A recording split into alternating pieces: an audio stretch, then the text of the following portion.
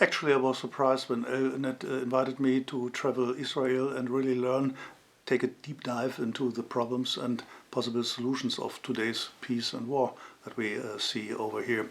So I looked into the mission statement of ELNET. In principle, shared values, shared strategic interests, and help Europe and Israel getting closer together.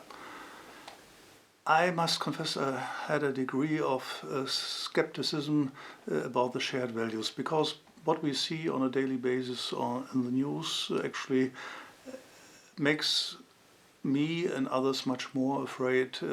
Do we really share values? No? How is Israel, its army, its police performing in Gaza and other places? Is that something where we share values? So I came here to take a deep look at the strategic situations, threats, etc., and also to learn how Israel actually deals with the situation as it is.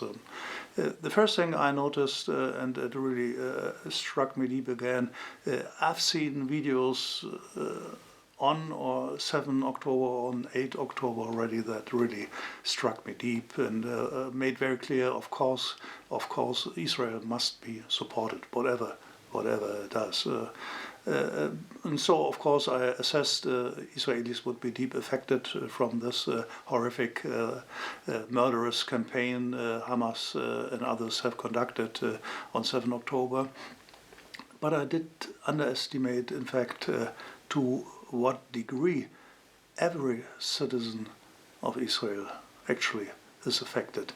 How much has changed his life until today on each and given day.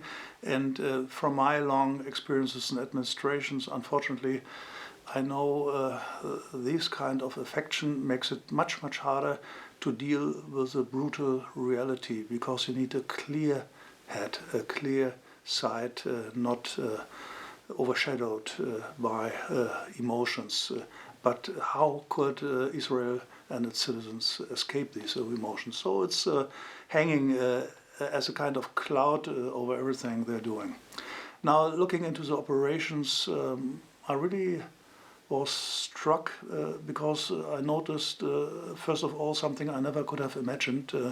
I'm an Air Force guy and know all kinds of missions, air defense, air-ground operations very well. The last guy that has a word in air-ground operations before a bomb actually hits the target is a legal advisor. I've never heard that. I've never seen that. I wonder why nobody has reported on that issue. How could that pass us for such a long time and nobody speaks about that? It's really remarkable, and in fact it puts the life of Israel forces in Gaza at risk, because actually what you're trying to do is be as fast as possible to protect the lives of your own soldiers. So it's pretty amazing. The next surprise that I got was evacuation.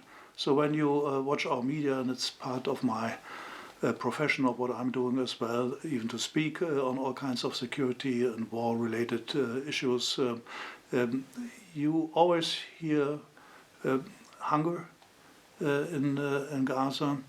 You hear that the Israelis are destroying the hospitals. Of course, it's also mentioned that some Hamas have hid there, that there are weapons below or behind children's rooms, so you hear that kind of stuff. But in principle, what I was not aware of, those soldiers and civilians that provide humanitarian assistance have been those in the first line of fire of Hamas. These were the people, the ladies and gentlemen, that were supposed to be killed most brutally. And their job today is to bring food, medicine to the people. And when I and others hear about the hospitals that have been destroyed, nobody mentions the field hospitals that are in there in Gaza. I've never heard that. I've just heard and have seen it here in Israel. And of course, coming back to this value question, this is of course a key point, because now I see how much care, attention Israel actually pays to protect those, at least also those that want to kill them. This is very. I have to take a deep breath actually to really understand that kind of stuff. So from there, pretty much news to me. Another news, actually, when you look at outside, and I've done a couple of studies on former wars, and here, in principle, you think this is a drama ongoing, but very likely bad end. So the key question that, of course, everybody asks who cares about Israel, its futures, and that of its neighbors here in the region as well, is looking for avenues to a better future than the one that is there. And surprisingly, not from everybody, but from a couple of people, I heard about these kind of avenues.